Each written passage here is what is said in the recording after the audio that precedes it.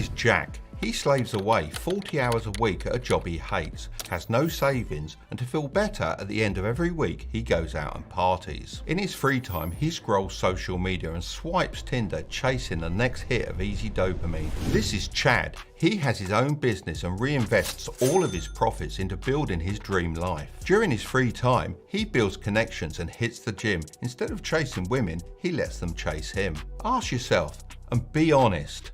Which one are you? For most people, it'll be somewhere between the two.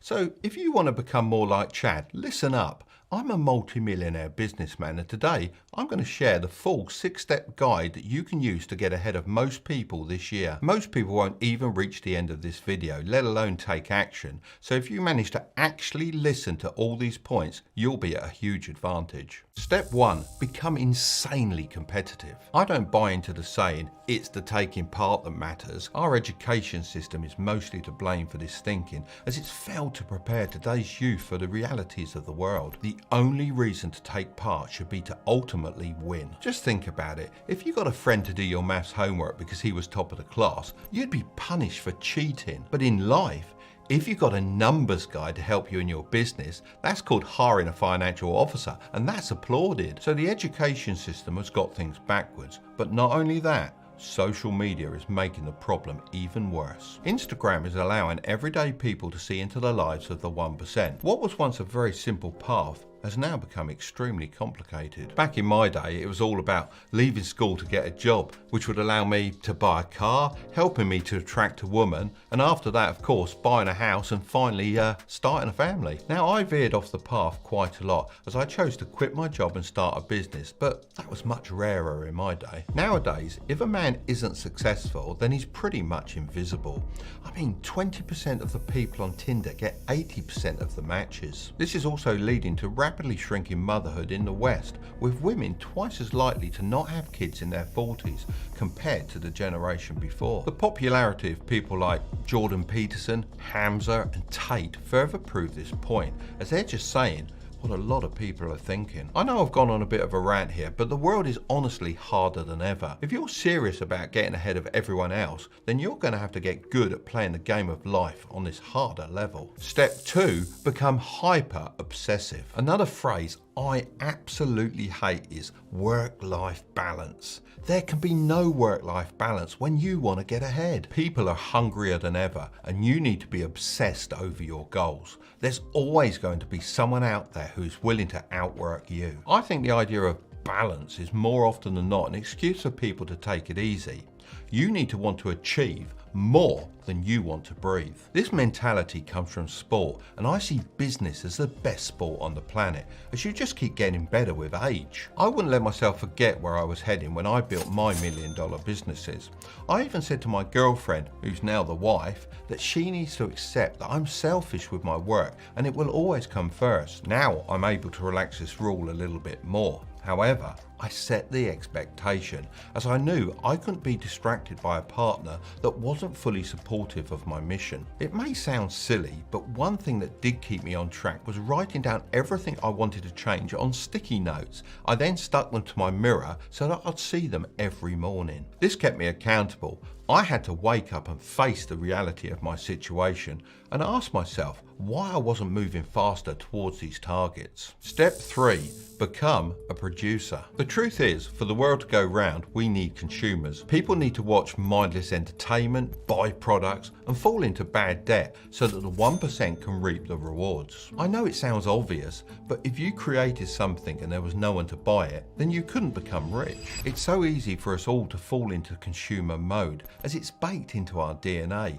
We just want to relax, watch TV and buy the latest products. Some people think you should cut all of the consumer habits out of your life, but to be honest with you, I find the whole monk mode movement a bit unrealistic and cringy. Monk mode consists of basic rules such as at least 10 minutes of daily meditation, no drugs or alcohol, and at least 30 minutes of daily exercise. Honestly, I've never put rules like this on myself. It would have just sucked all the joy out of life. However, I do agree with the principle. I like to think of it as a sliding scale, with producer on one end and consumer on the other. I've always aimed to slide my scale more towards the producer end of the spectrum. When I was younger, I gave up the things I wasn't too worried about, such as parties with people I wasn't that close to. Instead, I'd use that time to work on my product designs. Even if you're able to push your scale just a little bit towards the producer end, then you will get ahead of most people, as they aren't even aware they go through life fully on consumer mode. Step 4. Become better at asking questions. Lots of videos like this will say, find a mentor. However, they're very vague about how to actually do that. The secret lies in the questions you ask. When I was a kid, I loved model aeroplanes. I didn't stop asking my dad about them, so he took me to a model flying club. The members at the club loved my enthusiasm, and one of them, a successful businessman called David, took me under his wing. He would give me tips and tricks to make my models fly even better. I'd implement them, and then he'd give me even more the following week. As I got older, his advice slowly shifted into business tips, and I applied the same principles of listening and taking action. Right, there's something I want to clear up. There is such a thing as a bad question. Anyone that says otherwise is mistaken. Take this question for example. Can I ask you for some advice? My Instagram messages are full of questions like this, and they never get a reply. Here's why. When you're messaging an extremely busy person, the last thing you want to do is create more work for them. If I was to reply to all those messages, then I'd start hundreds of new conversations. I'd then have to follow up after they replied with their actual question. So I've made a rule to only answer the people that ask clear and concise questions. I suspect a lot of other successful people have similar rules, so the quality of the questions you ask will determine whether or not they help you. On top of this, if you ask someone for advice and then don't take action, the next time you need advice, they aren't going to waste their time. However, be careful, as there's a lot of fake mentors and gurus out there. So you need to be very careful who you take advice from. Not everyone has your best interests at heart. Just remember, a fake mentor doesn't have experience in doing what they teach.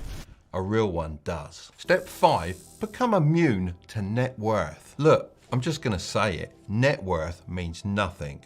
Bear with me on this one. In my opinion, getting ahead of everyone else isn't just to do with how rich you are. It's about the skills, the knowledge, and the confidence you acquire while you're building your empire. Someone could have bought Shiba Inu in the last crypto bull run and cashed out billions. This doesn't mean they know anything useful and how to actually replicate that success. The exact same goes for lottery winners. They often lose all the money they won very rapidly, as they became rich because of a shortcut, not the skills that they developed. Some industries are much tougher than others. So in many cases, an entrepreneur worth $10 million may actually be a better businessman than a Silicon Valley tech entrepreneur worth $100 million. This is why you really shouldn't be measuring yourself based on net worth. I understand why people do it. It's an easy way to compare success. However, there is much more to being ahead of everyone else than the size of your bank account. Step 6. Become less awkward with money. Every dollar that you spend, someone else is earning.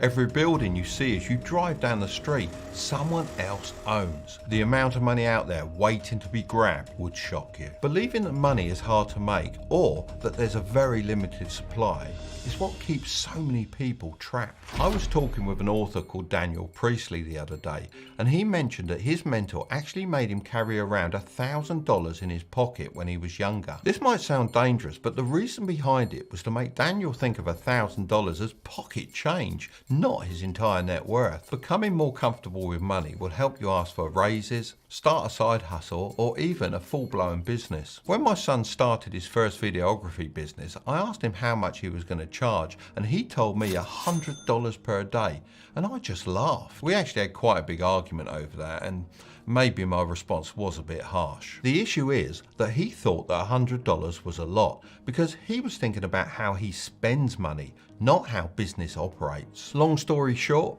I convinced him to charge more than $200 per day, and now he takes consultations for more than $5,000 a day, something that he wouldn't have been able to even comprehend 5 years ago. The other thing that happens when you start to realize that money is everywhere is you actually become less afraid of giving, and this is the real secret of getting rich. You need to give far more value to other people than you take in return.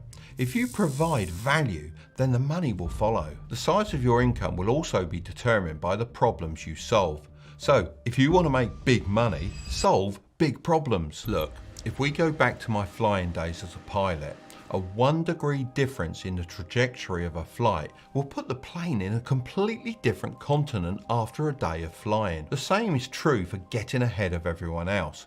Making a small adjustment now and sticking with it will mean that you end up in a far better place than you were originally heading. Well done for making it this far, and if you did, then leave a comment saying, "I'm in the club," so that others are confused. If you want to start earning more money, then here are 7.5 high-paying online job ideas, but don't click on it just yet. Make sure to subscribe if you want to grow your wealth. Okay.